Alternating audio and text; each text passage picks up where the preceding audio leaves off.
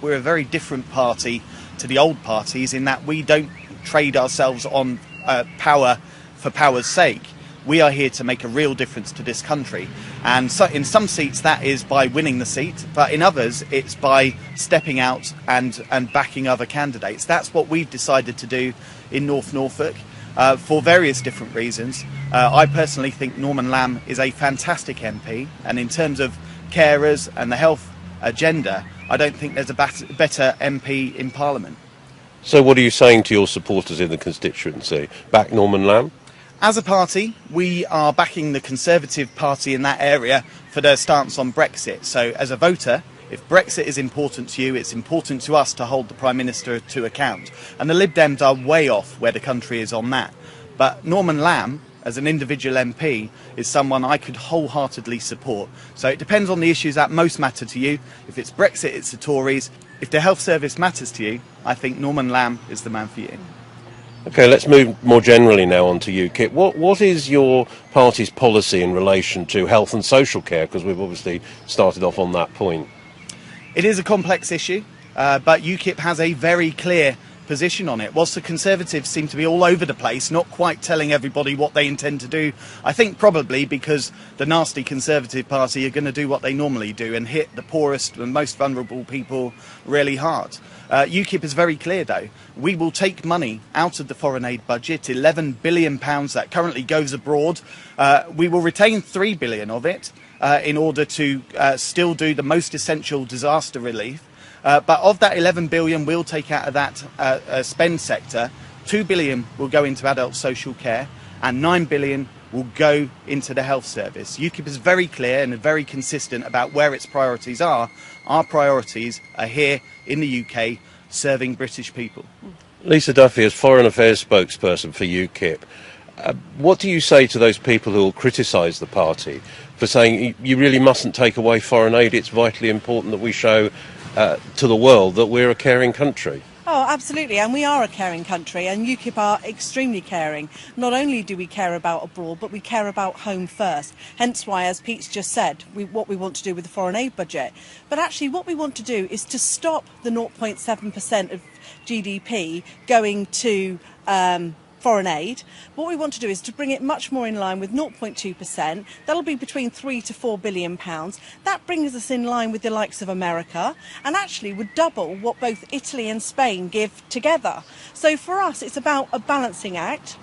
It's ensuring that they have clean water, inoculations, certainly for the children, and making sure there is enough money there for emergency aid. What we're not prepared to do is to be a handout of £35 a day where people in Pakistan can just go and get that money as a benefit when they're actually running a space programme. So it's about balancing things and making sure aid goes to those that need it. But equally, we have a crisis here at home in the NHS, within the care sector, and it's vital that we prioritise that, and I believe UKIP is the only party that's doing this properly and robustly. One of the issues that's come to the fore, or perhaps one of the key questions this time, is funding, and all parties are being questioned on the subject of funding. How confident do you feel that UKIP's proposals on funding will be sufficient to give a good national health service and give a good social care service? One of the great things about UKIP and its policies is we don't just say things because the polling drives you to say that thing because it's what the public wants to hear. We're a party that's prepared to say things that are needed to be said, whether the public wants to hear it or not. On our spending, we were the first party to have its manifesto fully costed, fully signed off, so there were no black holes. And we've already seen, even during this general election, the Conservative Party and the other parties make spending pledges that just don't stand up. UKIP isn't like that. We have costed every line of our manifesto because we have to, because we are under much more scrutiny than any other party. And so we're absolutely confident that our consistent policies that we've held for more than a decade without changing the values that are beneath them, unlike every other party who seems to U-turn every time you speak to them, UKIP is very consistent, very clear on its values, and we are absolutely confident that the spending pledges we make are absolutely thought through, and we are confident we can deliver them. Aren't you inevitably going to have to raise council tax in order to help fund social care? Absolutely not. It's a complete myth. Councillors here in Cambridgeshire, where I've been a county councillor, Conservatives, Labour and Lib Dems have got together to raise council tax every year in the name of trying to protect public services. And the reality is every penny of those tax rises over the last 5 or 10 years has gone into the coffers of the county council, building up their reserves. Not one penny of it has gone into actual frontline services. Now, that's not the same everywhere, so I won't tar every council with the same brush. But we in UKIP are the only party that is absolutely dedicated to low taxation, keeping money in your pockets, but delivering frontline services by reducing waste, reducing the bureaucracy that exists, and doing things in a more integrated way. And you can't get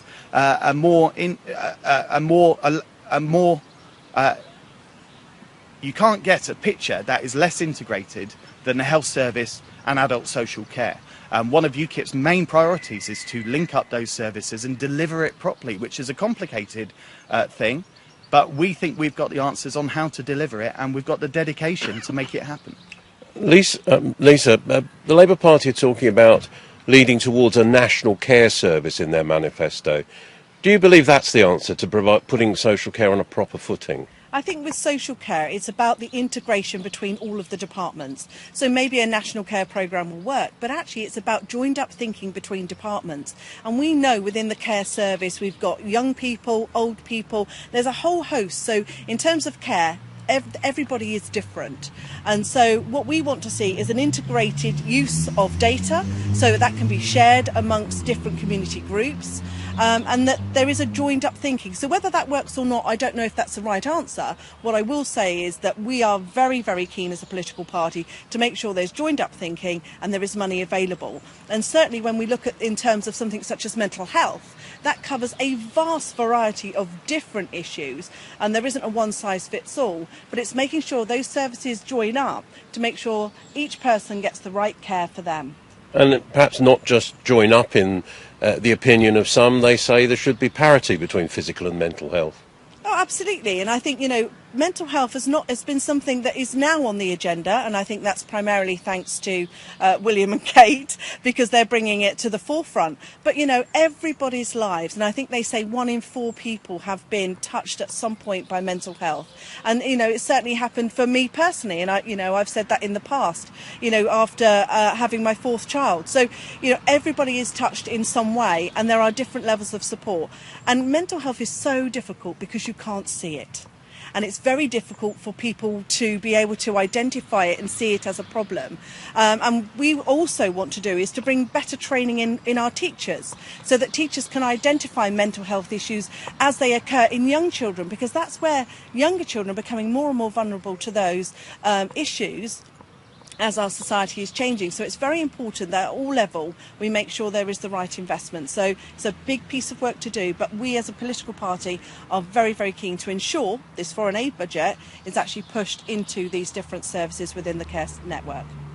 Our audience, whom we've been speaking to intensively over the past 2 weeks, certainly since the election was called, are effectively saying they've all got all sorts of different ideas which appear on our website, but the essential thing seems to be that carers are saying carers should be paid, supported and trained, and in that way they can give better care to the person they care for and also save the country money. What's your take on that? We are the one party, and if you read our manifesto, if you Google it, UKIP Manifesto 2017, you'll see we refer to this directly. We are the one party that genuinely believes that carers are the answer. The community is the answer to this problem. And we find it very frustrating that central government and the old political parties seem to see carers as a problem rather than the solution. And we believe investing in carers and carers networks is actually as worthwhile an investment, perhaps more worthwhile than infrastructure investments. It's good for the economy and it's good for people. And I say people because what the other parties tend to lose sight of is that it's real people, real families at the end of this process and funding streams. That's why UKIP won't means test carers. It won't means test disability benefits and benefits for the elderly. We're the only party that says the system of testing people is wrong and degrading, and we will put that right. Finally, if a UKIP candidate is elected in a particular constituency, goes to his first or her first constituency surgery, and a carer comes in who's been unpaid up to that point, has got a job offer, but is being criticised by some professionals and by perhaps friends or relatives for putting herself or himself above others by accepting a work offer. What would you say that the candidate or the then elected UKIP member would say to that person? How would they advise them? UKIP is a party that really does believe in people being able to make decisions for themselves. One of the problems in this country is we don't really value those who do care, and often they're a hidden person in the whole equation. People notice the patient or the client, people notice the service providers, and often it's a carer who's lost in the middle of all of this. So I would say absolutely, let's make sure that all of the service and support is in place, and that's entirely what we're all about, but carers have got to put themselves first as well. And I think it's really important that they are given the support to be able to do that. What an awful position to be in, not being funded enough to be able to stay home and be that carer, but having to go out and get a job. So we need to be keeping the pressure on as a political party to stop that happening, but actually ensure that there is support there so that they can make the decision that's right for them and their family. And I think any caring MP would do the same.